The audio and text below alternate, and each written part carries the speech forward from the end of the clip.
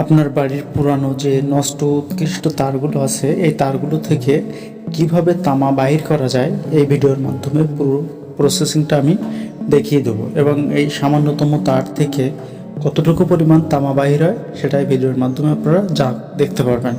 তো সর্বপ্রথম আপনাদেরকে কি করতে হবে যে কিছুটা আগুন জ্বালিয়ে নিতে হবে কাঠ দিয়ে। তারপরে আগুনটা একটু বেশি হয়ে গেলে এরপরে তার দিতে হবে, যেভাবে আমি দিচ্ছি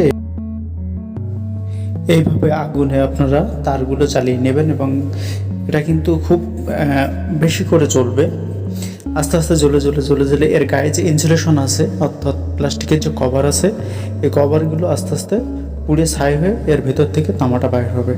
তো পুরো প্রসেসিংটা আপনারা একটু খেয়াল করে দেখুন যে আমি কীভাবে করি।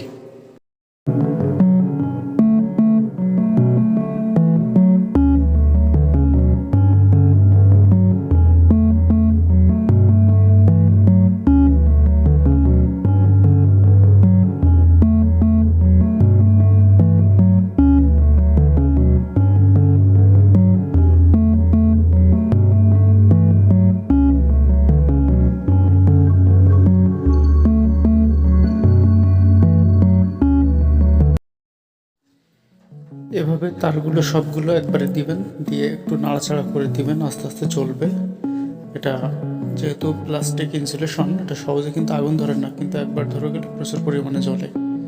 এই জন্য আস্তে আস্তে একটু নাড়াচাড়া করে এগুলো আপনারা জ্বালিয়ে নেবেন। এতে ভয় পাওয়ার কিছু নেই। এতে 1000 টাকা পুরনো যে তার আছে তার ভিতর যে কয়েল আছে এগুলো পুরনো আপনার 1000 টাকা কেজি বিক্রি করতে পারবেন। অযথা এগুলো নষ্ট না করে রিসাইকেল করতে পারবেন।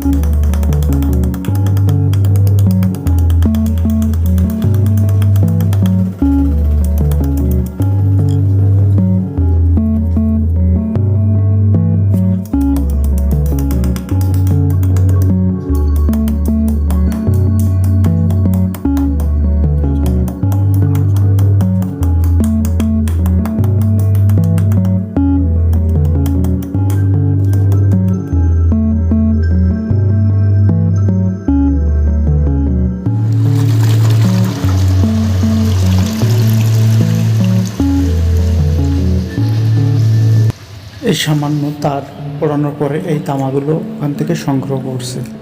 এবার এগুলোকে ভালোভাবে ওয়াশ করে নিতে হবে। ওয়াশ করে নেওয়ার পরে কালি